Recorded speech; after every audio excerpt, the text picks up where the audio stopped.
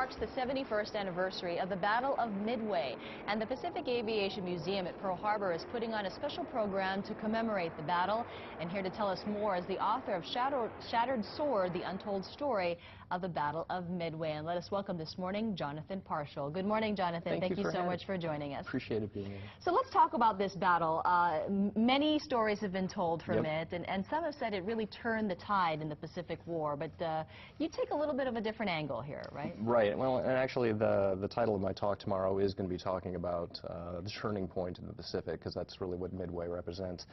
Our book looks at the Japanese side of the battle in pretty great detail. We really dug into a lot of the Japanese source materials, many of which hadn't been translated into English, and you get some sort of unique perspectives as a result of that. It's interesting because most of what we've read has been obviously from the American side, Allies side. Sure. And in terms of the Battle of Midway, what are the most interesting things about it as you went through your research? We were very interested in what was actually happening on board the Japanese carriers. We were able to dig up their air group records, actually, and you can start to learn a lot about what's going on that ship if you know when people take off, when they land, what they're carrying, and so forth.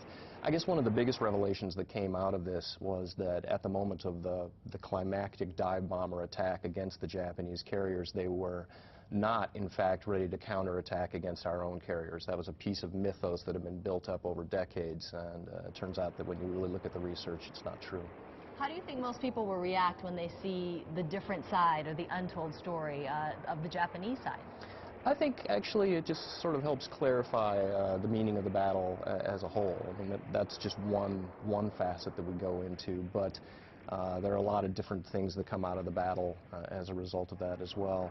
I do think that the meaning of Midway, it's very easy to toss out a phrase like the turning point, but what does that really mean in the context of a world war?